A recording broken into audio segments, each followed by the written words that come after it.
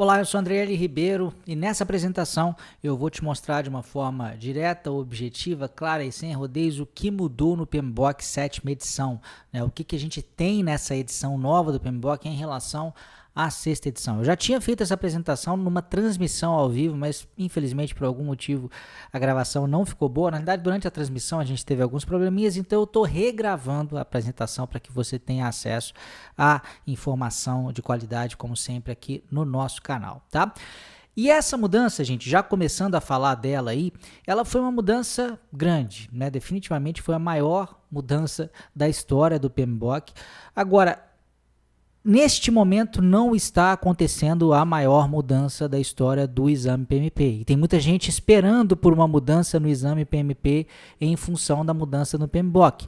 E eu já te digo, né, de uma vez, logo no começo da apresentação, essa mudança não acontecerá. A mudança já aconteceu em janeiro de 2021 e o PMBOK, que tem o seu lançamento global previsto para 1º de agosto, não trará, em princípio, nenhuma modificação dentro do exame PMP. Como eu disse, isso já aconteceu. Agora, foi uma mudança grande e essa mudança ela não veio do nada, né? Por que resolveu-se fazer essa grande mudança aí dentro do PMBOK 7, né? Isso aconteceu a partir de uma espécie de audição do mercado, né? Por parte aí do PMI, né?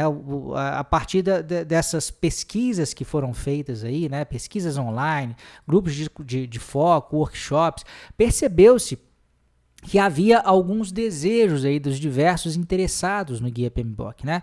Quem são tipicamente esses interessados? Gerentes de projeto, líderes de PMO, praticantes da agilidade, membros de time. Então, um espectro bem amplo aí de partes interessadas, não só gerentes de projeto, né?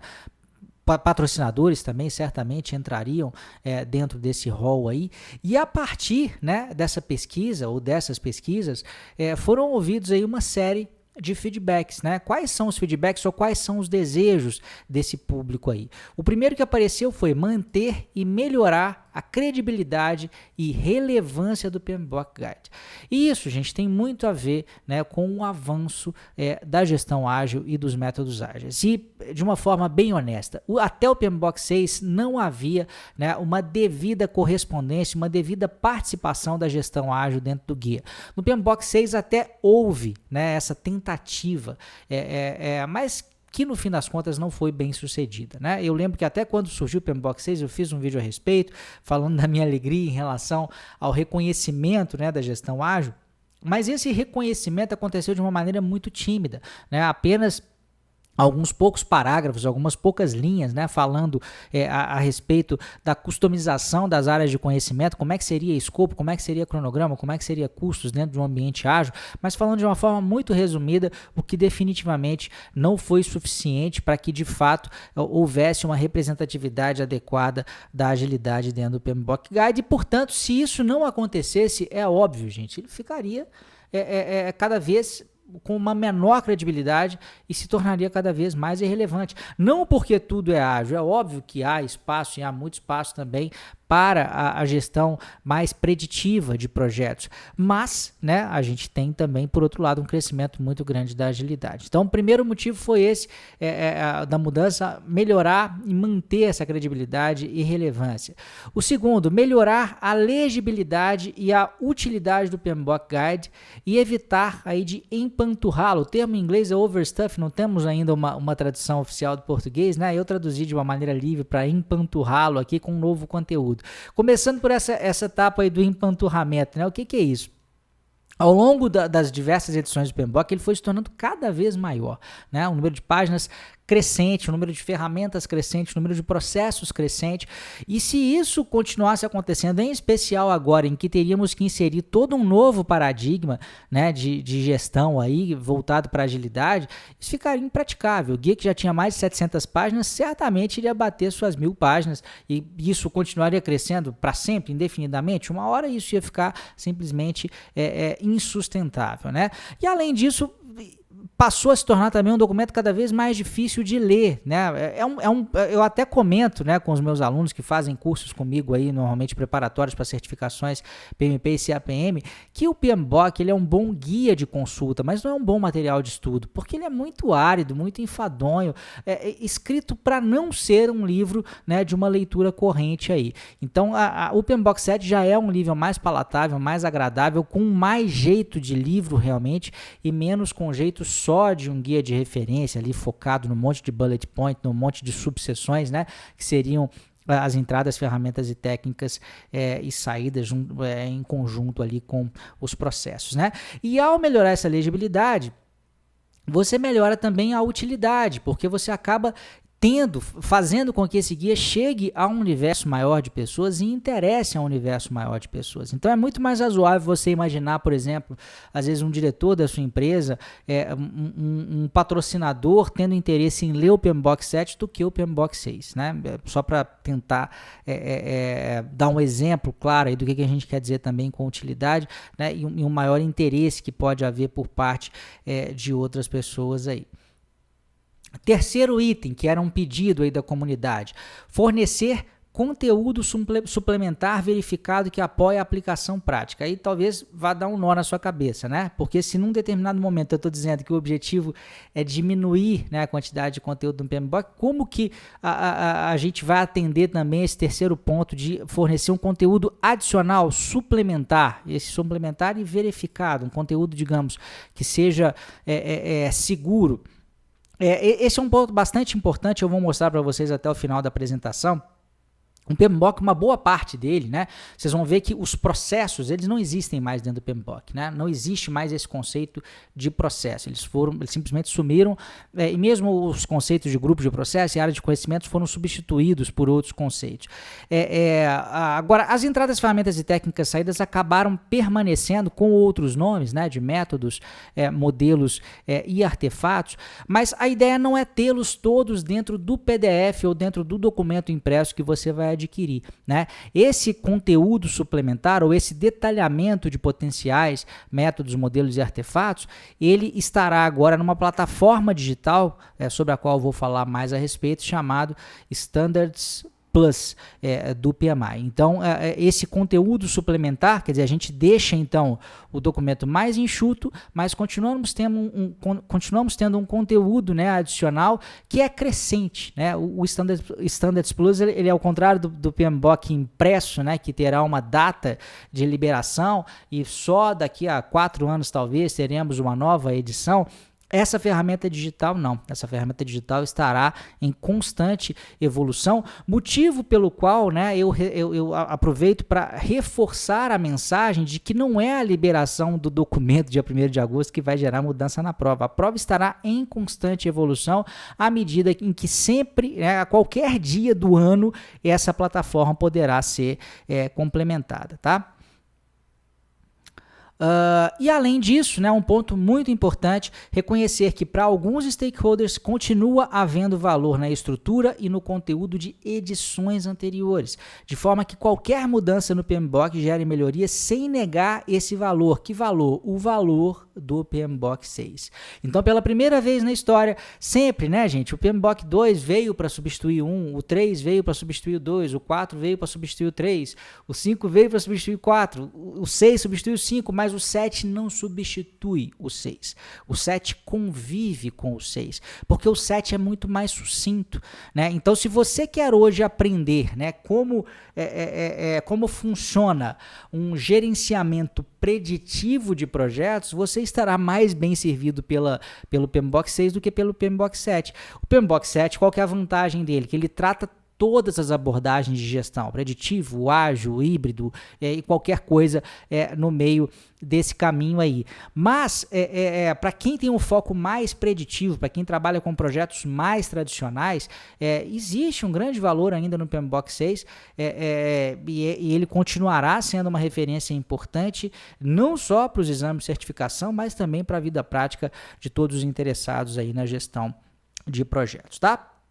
Reforçando um pouco o ponto, eu trouxe alguns textos aqui que estão lá dentro do PMBOK mesmo. Então, olha só, nada nessa edição, que é a 7ª edição do Standard for Project Management, ou para o guia PMBOK, né, nega o alinhamento com a abordagem baseada em processos nas edições passadas, né? Então, você continua podendo ter essa consulta aí.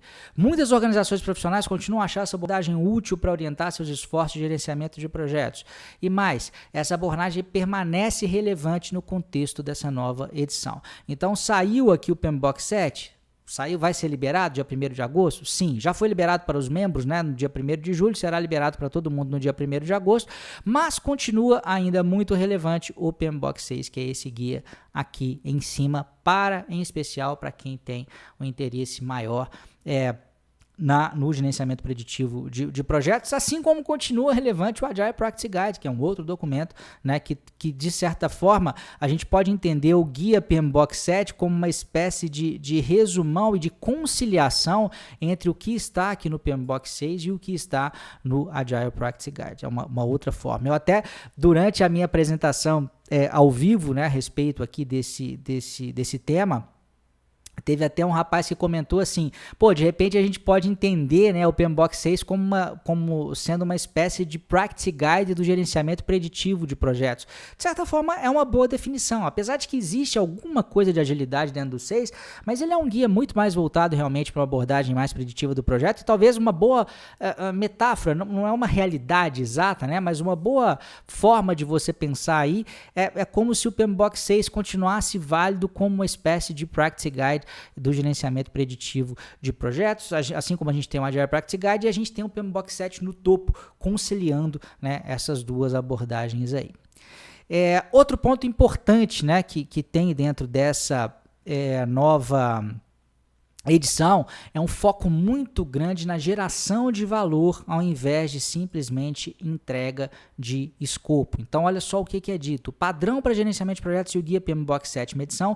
Vocês estão vendo que está sempre havendo uma referência a 2 documentos, né? Porque, na realidade, o PDF ou o documento em papel que vocês compram, que se chama PMBOK, na realidade é 2 em 1. Eu vou mostrar para vocês já o que é isso.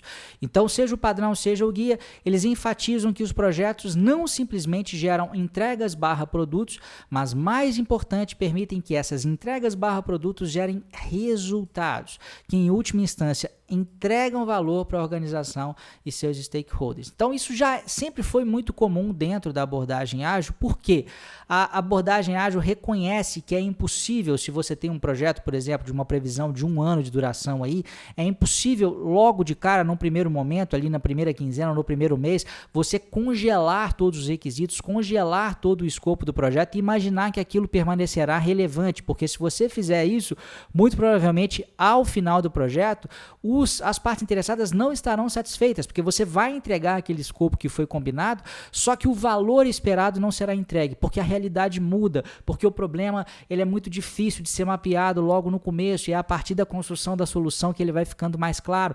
Então, essa lógica, né, de que o mais importante é o valor e não a entrega do escopo sempre foi muito clara dentro da gestão ágil, e isso foi trazido agora para um âmbito maior dentro do PMBOK.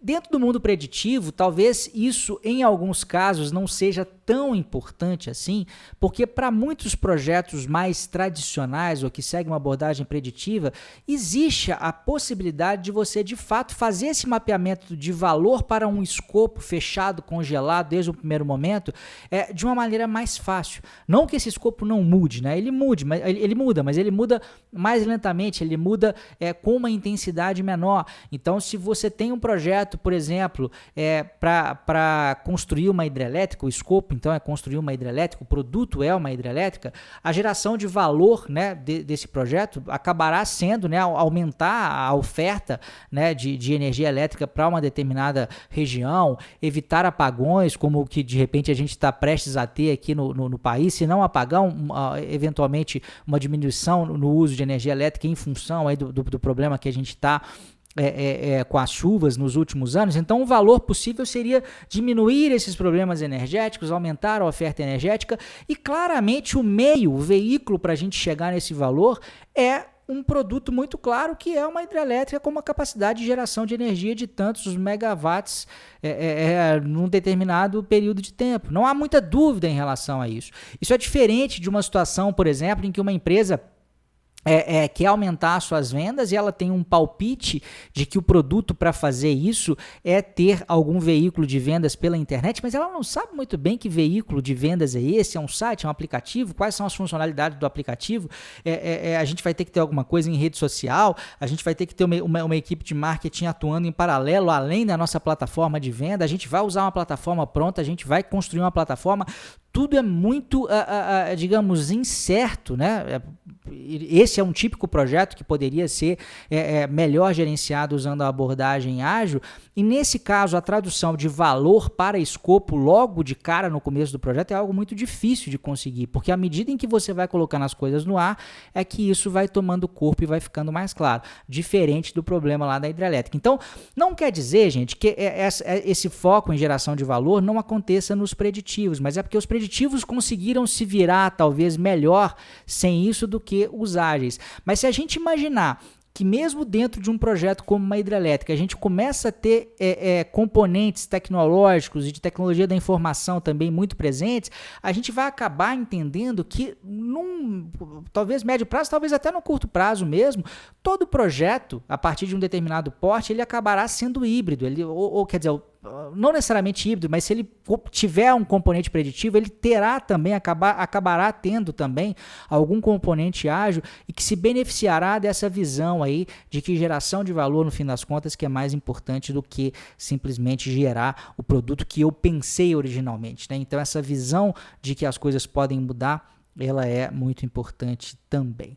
Eu queria só dar uma pausa rapidinho aqui para você que tem interesse em fazer o exame de certificação PMP ou o exame de certificação CAPM, tá?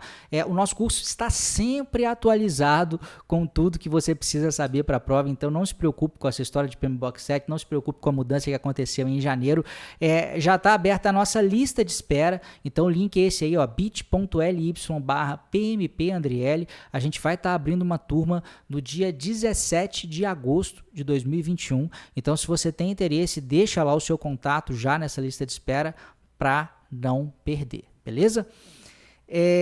Então vale tanto para a certificação PMP quanto CAPM, e é importante você colocar o seu nome aqui, porque a gente vai entrar em contato com você assim que as inscrições abrirem, porque elas ficam muito pouco tempo abertas, tá? De 1 a 3 dias aí no máximo, então se você não tiver ligado nisso aí, não tiver como a gente entrar em contato com você, vai ficar muito difícil você ter acesso a esse que é sem dúvida o treinamento que mais aprova aí no Brasil, e a gente, como eu disse, estamos, né, totalmente atualizados com a nova prova. Agora, esse é o porquê desses feedbacks, né? De certa forma a gente já veio falando até o momento, mas só para reforçar, isso está acontecendo muito porque o software está cada vez mais dominando, né, o mundo. O avanço do software em todos os tipos de produtos, serviços e soluções cresceu exponencialmente. Por isso que eu estou dizendo, mesmo que você tenha um projeto de uma hidrelétrica, um projeto de uma planta de extração de minério, seja lá o que for, haverá algum componente tecnológico que estará mais sujeito à incerteza, né? Então, a necessidade da incorporação dessas práticas ágeis, ela se tornou absolutamente fundamental. E o PMBOK 6, gente, vamos falar a verdade, não conseguia cumprir esse papel. E, na verdade, isso vai continuar só ampliando cada vez mais. Olha só essa outra passagem do próprio guia. O que o software pode habilitar continua mudando conforme a inteligência artificial, recursos baseados em nuvem e novos modelos de negócio impulsionam a inovação e novas formas de trabalhar. Então, a tecnologia vem criando também novos modelos de negócio, novas maneiras, né, das pessoas se organizarem. Então a gente tem modelos organizacionais transformados que muitas vezes não se encaixam mais dentro de uma visão de projetos mais tradicional, conforme a gente entendia num primeiro momento. Então ela não morreu, mas ela precisa de conviver com esses novos formatos que têm surgido também, né? Então isso acaba gerando aí uma necessidade, né, de uma ampla gama de abordagens de entrega de projeto. Essas abordagens de entrega basicamente é o que eu estou falando aí. É uma abordagem mais ágil, uma abordagem mais preditiva, uma abordagem híbrida, uma abordagem iterativa, incremental, todas essas possibilidades aí. Então, o PMBOK 6 e os anteriores, eles eram baseados em processos e o PMBOK 7 não será. Eu já vou falar sobre a organização dele para vocês já já. O fato de ser baseado em processo não necessariamente é uma coisa ruim, né? Ser baseado em processo tem um lado bom, porque ele informa de uma maneira mais clara e direta o que fazer dentro da gestão de projetos. Então, se você segue um paradigma mais preditivo, talvez seja mais fácil para você ir lá no PMBOK 6 e entender como funciona essa lógica do que no PMBOK 7, né? Porque ele é como se ele tivesse, o PMBOK 7 subiu um nível de abstração. Ele fala, né, de mais alto nível, num nível um pouco menos detalhado, né?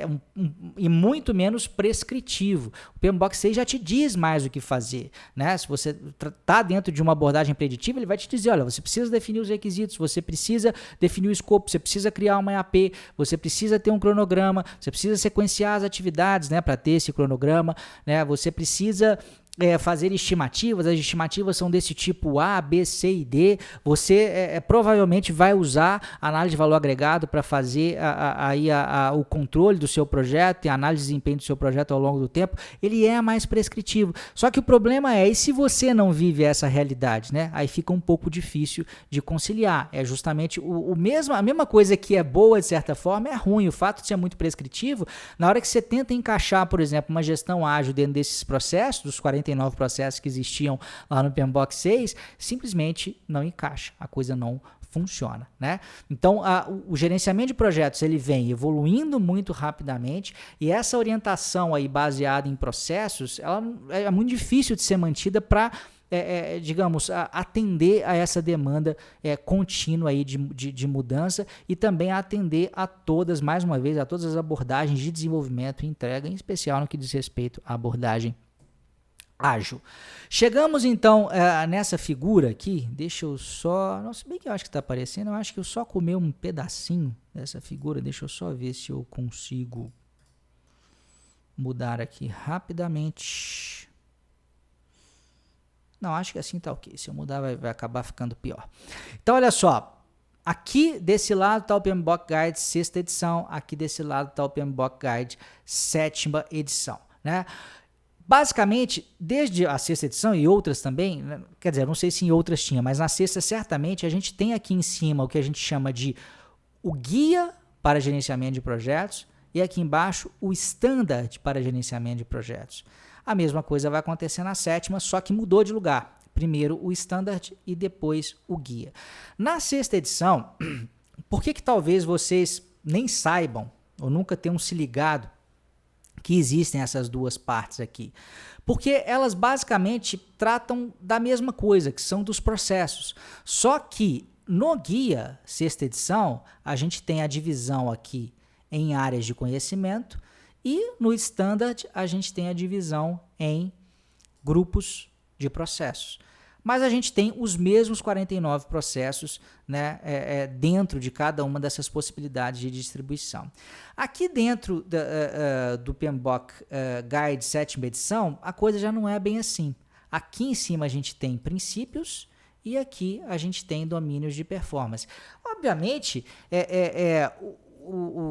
o conteúdo geral, quer dizer, a abrangência, né, tanto dos domínios quanto dos princípios é a mesma, mas como a gente não tem esse construto, esse conceito de processo, que é o mesmo entre esses dois mundos aqui, né, talvez a coisa tenha se diferenciado um pouquinho mais. Mas eu vou explicar para vocês exatamente o que são princípios, o que são domínios de performance, para isso ficar aí bastante claro, e não ter nenhuma dúvida aí, tá? Vamos falar então primeiro do standard, né, e vamos falar do standard da 7ª edição, né, que na 6ª edição então era os processos, né, divididos pelos grupos de processo, e agora basicamente o nosso grande conceito aqui são os princípios de gerenciamento de projetos. Antes de falar dos princípios, só um aspecto que eu achei interessante a própria abrangência, né, do guia mudou. A gente vê que na 6ª edição, talvez por ele ser mais prescritivo e talvez por não ter uma entrada aí das abordagens ágeis de uma maneira tão intensa, olha só o que é dito, que esse padrão descreve os processos considerados boas práticas na maioria dos projetos e na maior parte das vezes. Quando a gente vai para a 7ª edição, ele já é mais ambicioso, ele já diz, esse padrão se aplica a qualquer coisa não, a qualquer tipo de projeto, né? A despeito de indústria, de localização, de tamanho, de abordagem de desenvolvimento, seja ele preditivo, híbrido ou adaptativo. Isso é verdade, gente, porque antigamente a gente pegava o PMBOK 6ª edição, via aquela quantidade de processos, por mais que se dissesse ali que nem tudo precisava de ser utilizado, a gente ficava um pouco perdido, porque falava assim, pô, será que para um projetinho de 2 pessoas trabalhando rapidamente eu vou ter que fazer um plano de gerenciamento da comunicação?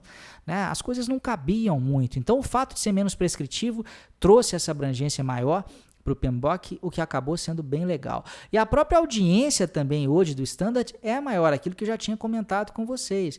Então, olha só, vou tentar traduzir rapidinho. Esse padrão, ele provê uma referência fundamental aí para stakeholders em geral participando do projeto. Né? E aí ele cita alguns exemplos, aqueles que são responsáveis por entregar os resultados, tipicamente gerentes de projetos, né? Pessoas que simplesmente trabalham em projetos, pessoas que trabalham em PMOs, pessoas que são patrocinadores, pessoas que provêm recursos para o projeto, pessoas que ensinam ou estudam gerenciamento de projetos. Quer dizer, é uma audiência muito maior, mas sobretudo até porque os papéis eles são mais ampliados, né? Quando a gente trabalha, por exemplo, com uma abordagem ágil, não necessariamente o líder, né, ele vai ser chamado de gerente de projetos. Muitas vezes você vai ter a figura de um Product Owner, a figura de um Scrum Master. As coisas são muito mais abrangentes nesse caso, né?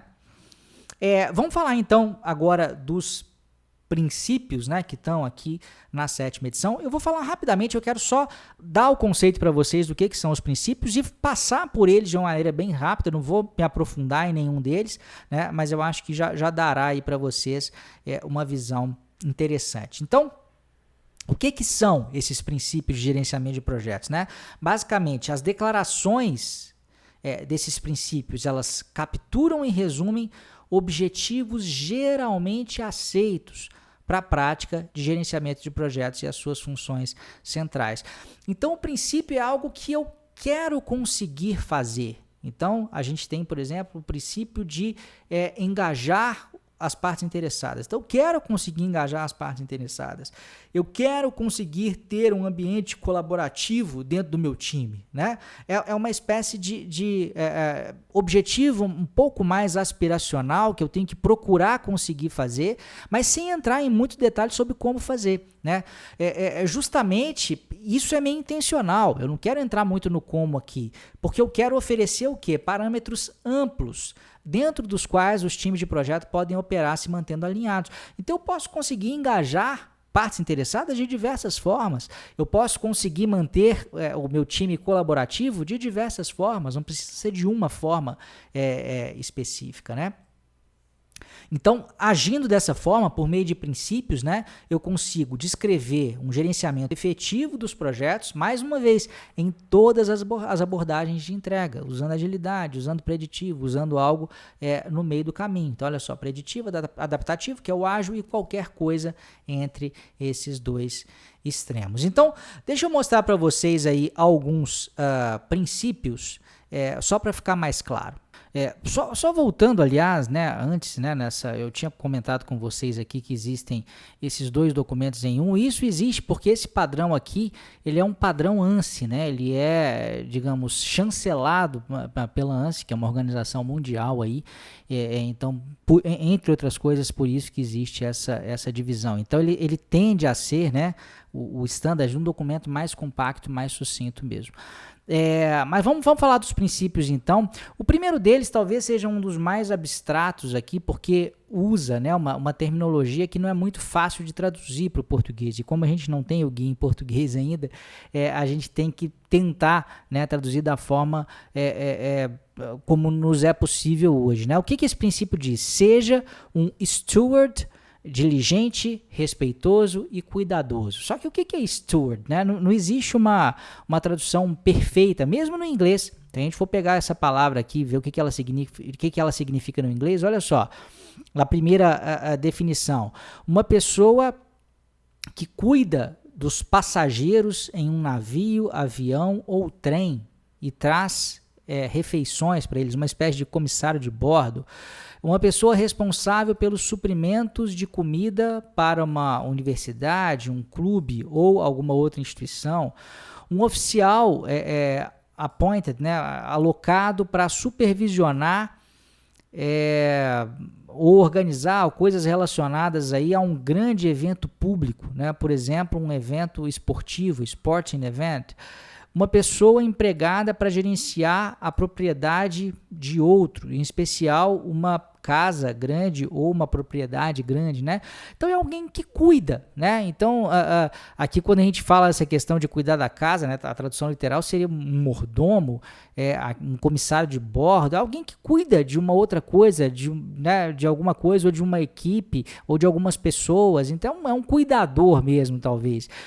E um dos princípios, então, de gestão de projetos é isso, é o cara que está à frente de um projeto ser um cuidador, ele ter um cuidado com os recursos da empresa, não desperdiçar recursos desnecessariamente, ele ter um cuidado com o time do projeto, com as partes interessadas, tem muito um caráter ético, esse princípio inicial aqui, esse primeiro.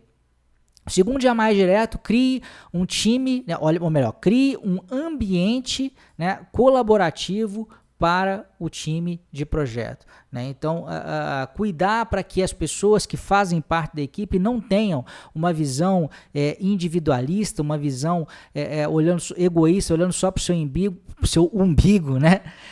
Mas sim pensando no time como um todo e nos resultados do projeto e na organização para o qual aquele projeto está sendo executado. Mas, sobretudo, uma questão de colaboração, de se ajudarem mutuamente, né, visando aí o resultado final do projeto.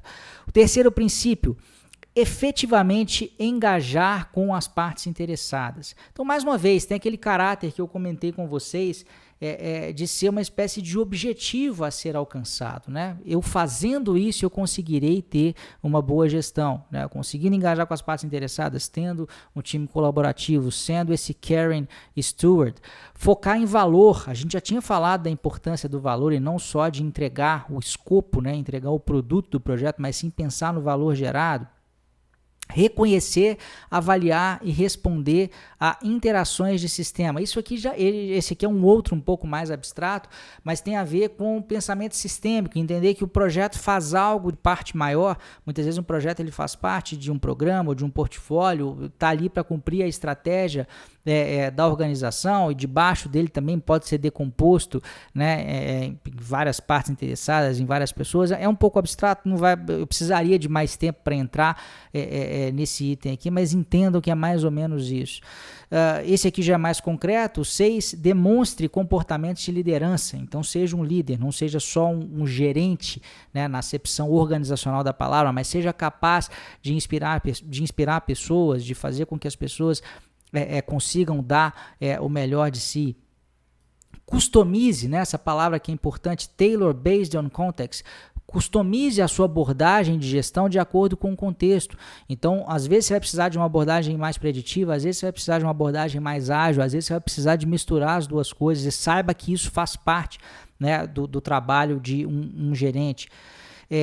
Construa qualidade nos processos e entregas. Isso já era previsto também, né, em outras edições aí do PMBOK, sempre houve uma área de qualidade e continua sendo importante. Quer dizer, então eu não vou focar em valor e vou esquecer da qualidade. Qualidade continua sendo algo relevante.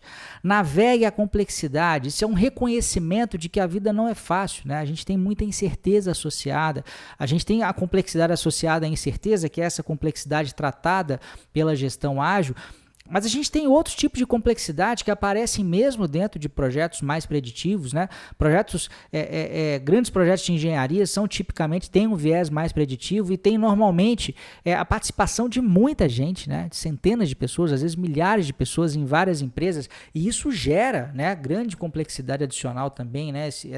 Conseguir gerenciar todas essas relações, então é preciso conseguir navegar a complexidade. Otimize respostas a riscos. Isso não é muito diferente do que a gente já via na área de riscos, lá na 6ª edição, de pensar em respostas para os riscos mesmo, para os riscos positivos, para os riscos negativos. Abrace a adaptabilidade e a resiliência. Mais uma vez, esteja aberto ao fato de que seu projeto irá mudar, você terá que se adaptar, né? E seja resiliente no sentido de que você, como alguém que está à frente de um projeto, vai tomar pancada. A vida não é fácil, essas mudanças elas são necessárias, mas elas geram desafios muitas vezes. Então seja resiliente. Habilite a mudança para alcançar o futuro, o estado futuro envisioned, que você visualizou num primeiro momento, né?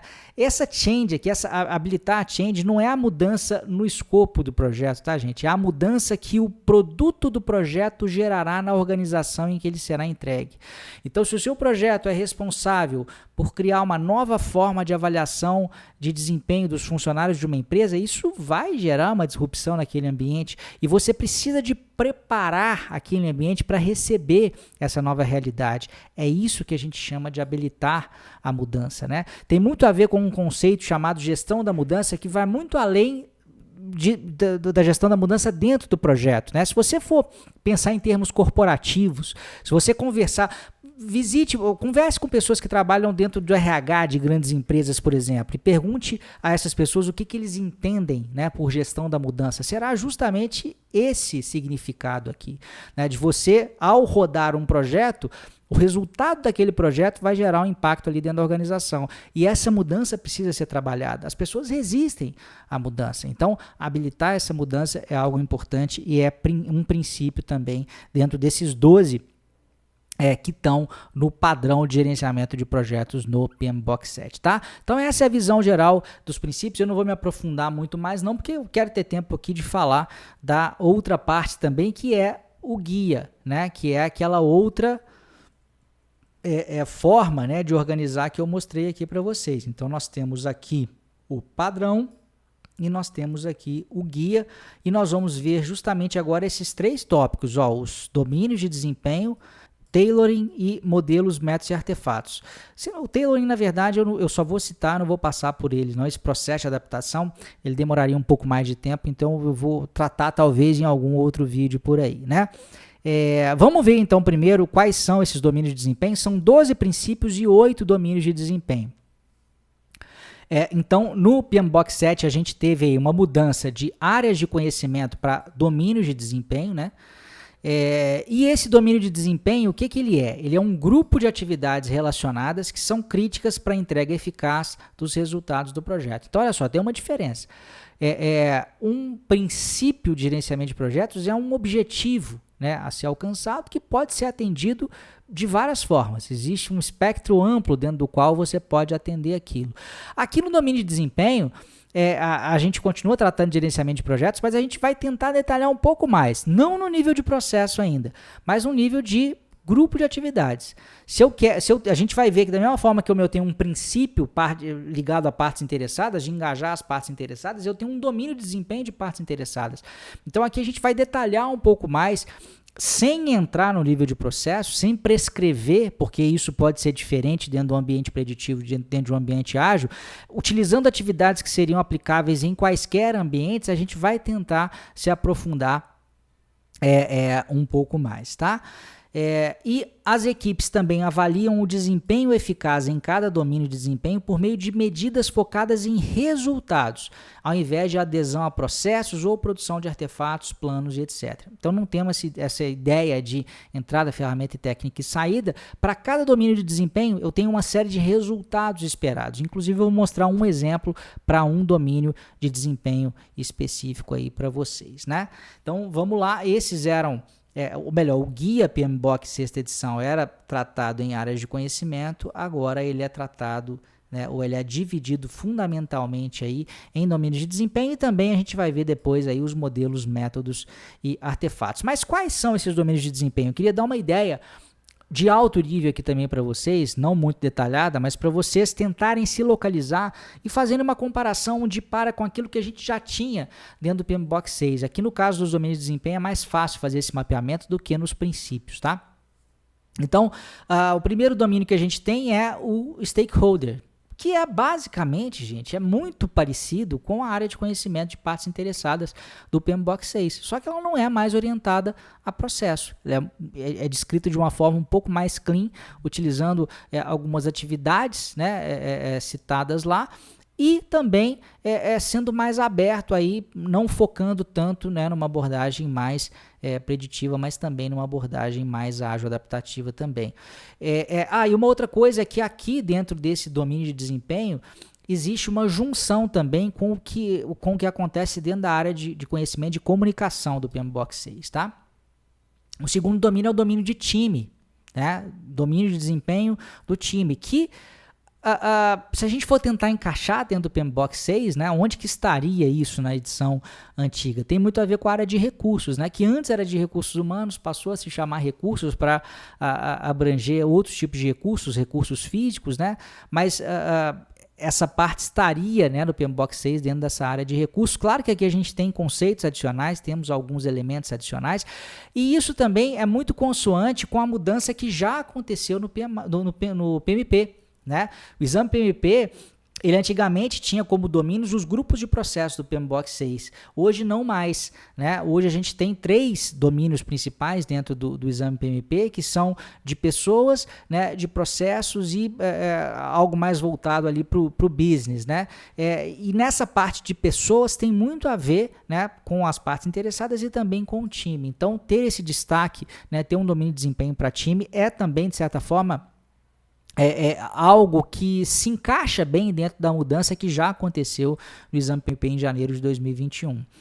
O terceiro domínio de desempenho é abordagem de desenvolvimento e ciclo de vida. Isso já aparecia também no PMBOK 6, né? A gente falar que a gente precisa de entender qual que vai ser a melhor abordagem de desenvolvimento, se é ágil, se é preditiva, se é híbrida, e como é que vai ser o ciclo de vida do projeto, quais serão o conjunto de fases, né, que existirão para que eu consiga entregar esse projeto. Isso já aparecia, só que aparecia na seção introdutória do PMBOK 6. Agora isso aparece como um domínio, né? E talvez não, né? Por que isso é importante? Porque como eu tenho que escolher, né, necessariamente, eu não tenho um foco maior, tão grande assim, na abordagem preditiva, eu tenho que de fato pensar nisso de uma maneira cuidadosa e pensar nos diversos aspectos que eu tenho que levar em consideração para fazer essa escolha, e isso foi encaixado dentro de um domínio. O quarto domínio é bem amplo, tá? Até aqui, ó, a gente estava mapeando esse primeiro domínio, a gente mapeou para uma área de conhecimento, o segundo para outra área de conhecimento, de certa forma, né? Mal comparando, né, gente? Não é a mesma coisa, é só para vocês terem uma noção. O terceiro era uma parte introdutória do PMBOK 6. Aqui na parte de planejamento, a coisa já muda de figura, né? O planejamento, ele mapeia mais para o grupo de processo de planejamento, porque vários aspectos são planejados aqui nesse domínio de performance, né? A parte de entrega, que é um misto aí de entrega de valor, escopo e qualidade, tá? É uma junção desses 3 conceitos. A gente planeja, né, no que diz respeito aqui ao planejamento, a gente tem que pensar em estimativas, a gente tem que pensar em cronograma, a gente tem que pensar em orçamento, a gente tem que pensar na composição do time. Existe um domínio de performance para o time, mas aqui eu tenho que pensar em quais serão as pessoas mesmo. Isso tem um impacto também em tempo de planejamento. Eu tenho que planejar a comunicação, eu tenho que planejar os recursos físicos, as compras, né, as aquisições, as mudanças, as métricas, e o que está sendo chamado de alinhamento nada mais é do que a integração disso tudo, tá? Então esse domínio de performance, talvez a melhor correspondência com ele no que diz respeito ao PMBOK 6 seria o grupo de processo de planejamento, mas sempre lembrando, tá, gente, o que difere do PMBOK 6 é que aqui os mundos preditivo e ágil estão sendo tratados em pé de igualdade. Não existe preferência de um por outro, e isso está bem equilibrado dentro desse novo guia, tá? O quinto domínio, que é o de o Project Work, né? Trabalho do projeto. O que esse domínio trata? Fazendo uma analogia de novo com o PMBOK 6, tem muito a ver com o que eu estou chamando aqui de processos auxiliares do grupo de execução do PMBOK. A execução de qualquer projeto é muito focada em em executar as coisas, em realizar as coisas, em criar o produto do projeto mesmo, né? Então, num projeto de software, a execução tem muito a ver com construir o software. Num projeto de engenharia civil, tem muito a ver com construir o prédio. Num projeto de marketing, tem muito a ver com construir a campanha de marketing ou as campanhas de marketing ali. Mas além, né, desses projetos, desses processos mais orientados a produtos, a gente precisa também de uma série de outros processos em paralelo que acontecem durante a execução. Processos voltados para a qualidade, no que diz respeito ali à definição de quais processos serão utilizados dentro desse projeto, coisas relacionadas aí ao time, a execução das comunicações, acompanhar se os recursos físicos estão sendo disponibilizados quando eles são necessários, realizar as aquisições, acompanhar as mudanças, registrar, né, e ir aprendendo ao longo do projeto, né, e inclusive ir utilizando isso dentro do próprio projeto e depois em projetos posteriores, né, as famosas lições aprendidas. Então, esse domínio de performance, ele meio que tem uma ligação com parte do que seria o grupo de processo de execução na sexta edição, mais uma vez, sem priorizar ou sem privilegiar nenhum tipo de abordagem de entrega. O sexto domínio de desempenho, que é o do delivery, né, entrega aquilo que eu falei, né, ele cuida da execução agora, mas do produto do projeto mesmo, né, da entrega de valor, da entrega do escopo e com qualidade, né, o que é chamado de delivery é meio que uma junção dessa tríade aí, valor, escopo, qualidade, pensando na execução, na construção do produto mesmo. Esse domínio de performance de medição, measurement, é basicamente o core, né, do que era o monitoramento e controle no PMBOK 6. Você, no caso de um projeto preditivo, é você comparar planejado e realizado ali com as linhas de base, tanto em relação ao escopo, como em relação ao custo, como em relação ao cronograma, usar a análise de valor agregado, usar a análise do caminho crítico para ver se o seu projeto está atrasado ou não, né? Dentro de um projeto ágil, esse domínio de performance está na execução das reuniões diárias para checar se de fato o time ele provavelmente atenderá a meta daquela iteração, a meta daquela sprint, a utilização de gráficos como burn down e burn up chart, né, para você avaliar ali se de fato existe uma boa chance de você conseguir implementar todos aqueles pontos de história que foram estimados, ou o acompanhamento ali de um quadro Kanban, né, tudo tem a ver com esse measurement, que mal comparando, né, seria o grupo de processo de monitoramento e controle. Então repare que às vezes esse conceito de domínio de performance tem mais a ver com uma antiga área de conhecimento, às vezes mais a ver com um antigo grupo de processo, às vezes mais a ver com um conteúdo que estava na parte mais introdutória do PMBOK, como aquela parte de ciclo de vida, né, as coisas variam bastante. E por fim, o último domínio aqui, que é o domínio da incerteza, que é de certa forma como se fosse a área de conhecimentos de riscos mais expandida muito para atender a abordagem ágil. Numa abordagem preditiva, o jeito de tratar riscos é o que talvez você já conheça, se você já leu alguma edição anterior do PMBOK. Você identifica os riscos, você faz análise qualitativa, você faz análise quantitativa, você planeja respostas para os riscos, depois você vai monitorando isso ao longo do projeto, né, vai acionando contingências, etc. Dentro de um mundo ágil, os riscos eles são tratados também? São, mas não dessa forma, né? Normalmente eu tenho uma incerteza associada a um projeto ágil, mas que eu trato de uma maneira diferente. Eu trato por meio de entregas frequentes, eu trato por meio de uma comunicação mais dia a dia ali com as diversas partes interessadas, com os potenciais clientes, né? Entregando o produto real sempre e obtendo feedback. Então é um jeito diferente de tratar essa incerteza e que, portanto, não se encaixa dentro daquele framework, né, dos diversos processos de riscos da sexta edição. Mas entendam que aqui dentro cabe o que tinha dentro da área de conhecimento de riscos da sexta edição, mais o tratamento dessa incerteza associada ao mundo ágil, né, mais uma vez casando os dois mundos aí, tá? Então, basicamente esse é o resumão aí dos 8 domínios de desempenho, para que você possa ter uma ideia global. E aqui eu só queria mostrar para vocês essa parte aqui que eu tinha dito, né, que as equipes elas avaliam o desempenho em cada domínio desse que a gente viu, não pela execução de um processo, mas sim pela checagem de se você atendeu determinados resultados, determinados outcomes.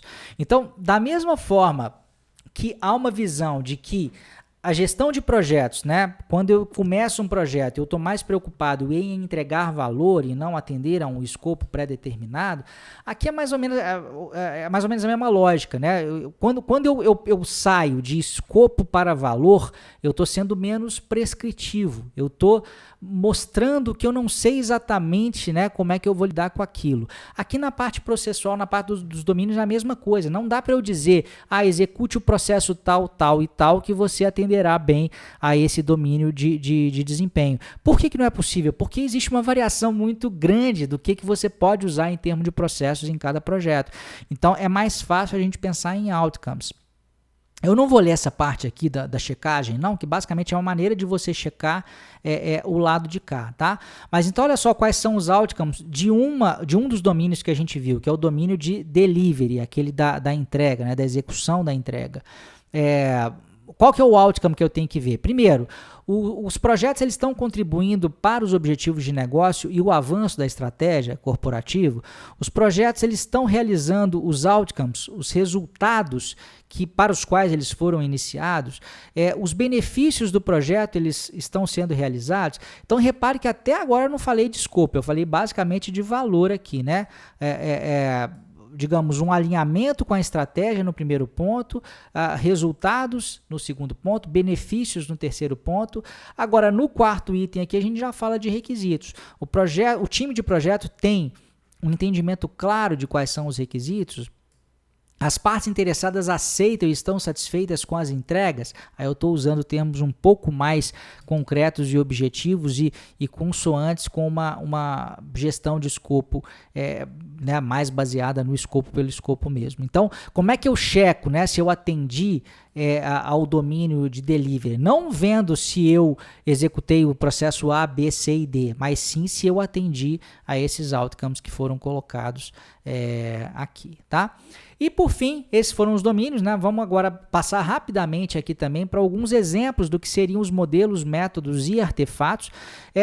Talvez a melhor comparação com esses itens aqui em relação ao PMBOK 6 seja comparar modelos e artefatos com alguns itens que eram chamados antes de ferramentas e técnicas e os artefatos como alguns itens que eram chamados de saídas dos processos. Mas eles não são prescritivos mais, é aquilo que eu estou dizendo. Isso aqui, antigamente isso aqui aparecia como ITTO, né? Input, to, Technique and Output para cada processo. Isso não acontece mais. Os domínios têm uma descrição mais geralzona e depois eu mostro alguns possíveis modelos, métodos e artefatos que podem ser usados dentro de determinados domínios de desempenho, mas não necessariamente precisam ser utilizados, tá? Então, exemplo de um modelo, eu vou tratar de coisas aqui que a gente já via, já aparecia antes, né, dentro do exame PMP, teoria X e teoria Y de McGregor, né? Isso é algo que eu sempre ensinei dentro dos meus cursos preparatórios, até não fazia parte do PMBOK 6, agora está fazendo parte do PMBOK 7. E aqui é uma tabelinha que mostra, né? Não vai dar para vocês verem claramente, mas as linhas aqui são os diversos modelos e as colunas os diversos domínios de desempenho. Então estão sendo feitos mapeamentos, né? Por exemplo, existe o que a gente viu aqui, ó, teoria X, teoria Y e teoria Z. Isso aqui tem a ver com o domínio de time, né? Tem a ver também com o domínio de planejamento, tem a ver com o domínio de trabalho do projeto, né? Que são esse ponto, esse e esse. Eu não estou com a expectativa que vocês consigam enxergar tudo, mas eu só quero mostrar que dentro da parte de modelos, métodos e artefatos existe esse mapeamento com os domínios, mas não é uma coisa do tipo tem que ter, é do tipo você pode estar interessado em utilizar isso aqui. Exemplo de métodos, valor agregado, né? Earned Value Analysis, valor monetário esperado, né? quem estudou já gerenciamento de projetos já deve ter visto isso em algum momento, eu só estou trazendo aqui para vocês. Mas repare que aqui nesse método não existe uma descrição detalhada, né? A gente tem só uma citação do que é o método, basicamente, e você, se quiser entender isso, precisa de estudar por fora em algum outro material. O PMBOK definitivamente não é um material autocontido de estudo, né? Ele é um material que referencia muita coisa externa, sempre foi assim, e agora é ainda mais, porque o PMBOK 6 lidava com um universo menor, né, de coisas ali, e tinha mais de 700 páginas. Esse PMBOK 7 lida com um universo muito maior e ele é muito mais sucinto. Ele tem acho que menos de 300 páginas, se não me engano, tá? Não me recordo agora o tamanho exato aqui, mas acredito que seja isso. Exemplos de artefatos, coisas que vocês já conhecem também: plano de controle de mudanças, plano de gerenciamento das comunicações, plano de gerenciamento dos custos, aqui numa abordagem mais preditiva, né? E também aqui os gráficos burn down, burn up, diagrama de causa e efeito, que é um diagrama lá da qualidade, o CFD, Cumulative Flow Diagram, para quem entende de Kanban, né? É um diagrama muito utilizado dentro do Kanban aí. O lado bom, gente, da gente não ter mais os processos dentro do PMBOK é que definitivamente a gente não precisa mais ser...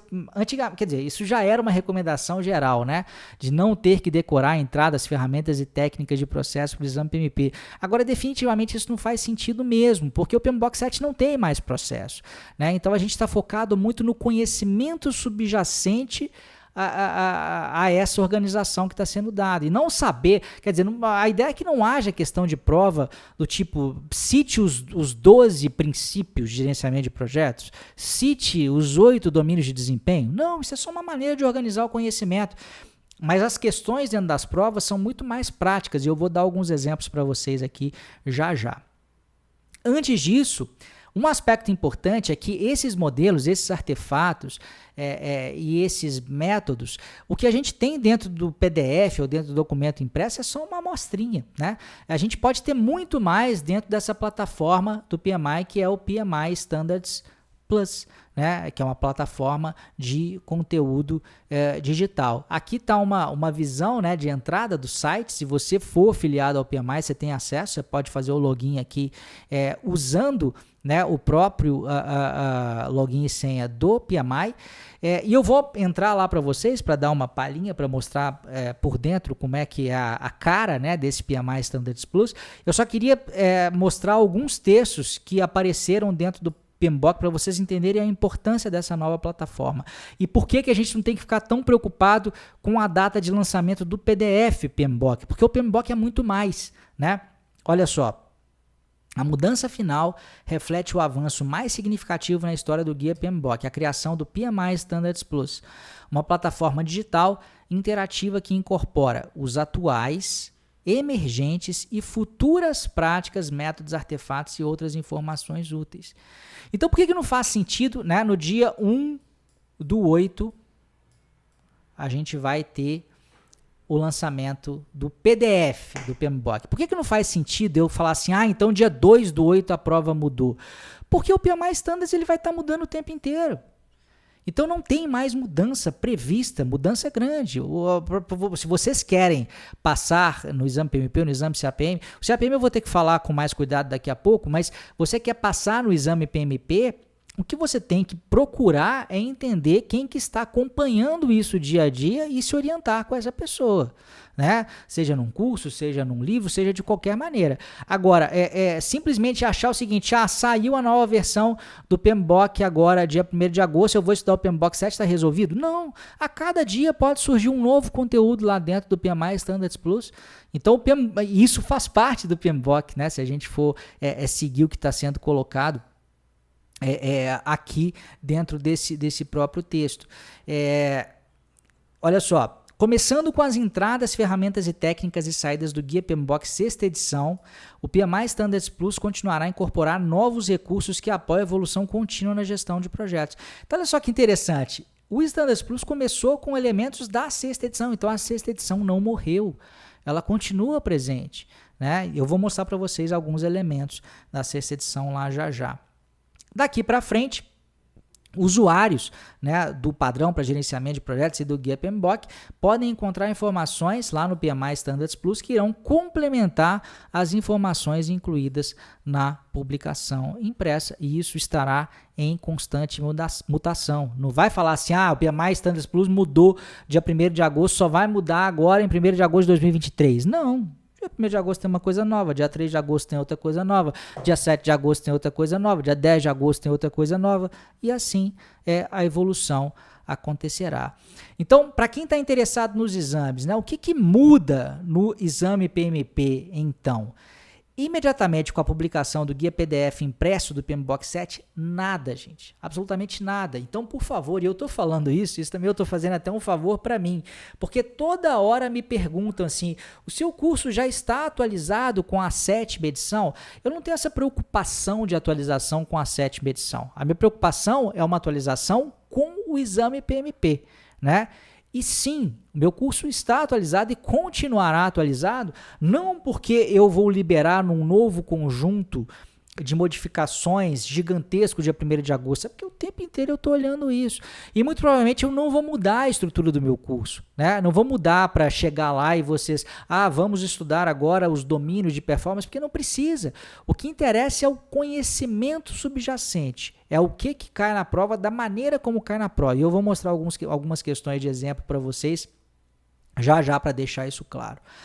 Então, o exame PMP estará em constante evolução, né, em função disso.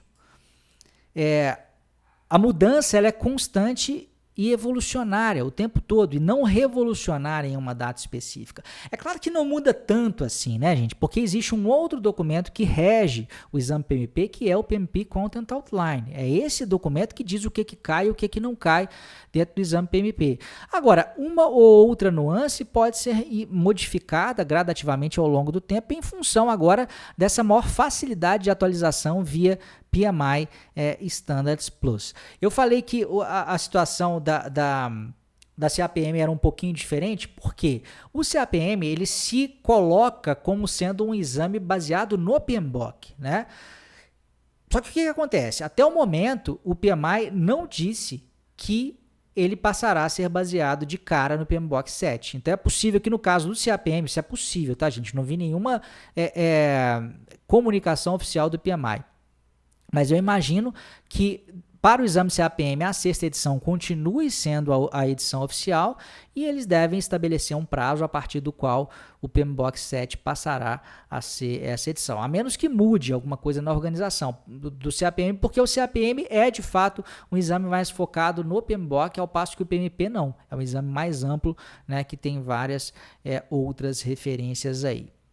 Eu queria então mostrar para vocês lá dentro do PMI Standards Plus para ver como que é a cara dele lá. Vamos lá. Bom, essa é a cara então, né, do PMI Standards Plus. Quando vocês entram, existe uma série de posts, né, na sequência, talvez seja na sequência de última publicação, não sei exatamente qual que é a lógica que eles mostram aqui. É como se fosse uma espécie de rede social com vários posts, só que não tem outras pessoas publicando, né? Basicamente é só o PMI. Só que você pode aplicar alguns filtros aqui, né? Então, se você clicar na seção filtros, você pode, por exemplo, falar assim, me mostre todos os posts referentes ao PMBOK Guide 6ª edição. Você clica aqui em aplicar, ele vai te mostrar esses posts, os diversos processos, as diversas entradas, ferramentas e técnicas e saídas. Você pode pegar, por exemplo, um artefato específico do PMBOK 6ª edição, por exemplo, WBS. Ele vai te mostrar, por exemplo, o processo Create WBS, né? Cria WBS. Aí tem a figurinha do processo, tem a definição do processo, né? Eles colocaram o PMBOK 6 aqui dentro, mas não só o PMBOK 6, né? Existem outros guias, por exemplo, tem o Agile Practice Guide. Eu posso vir aqui e pedir para ver o Agile Practice Guide aqui dentro. Ainda não está de uma forma muito organizada, né? Quer dizer, a menos que você coloque o guia que você quer e coloque o conteúdo, né? Acho que é muito baseado em search, em busca. Então, você vir aqui para simplesmente navegar não é uma boa ideia.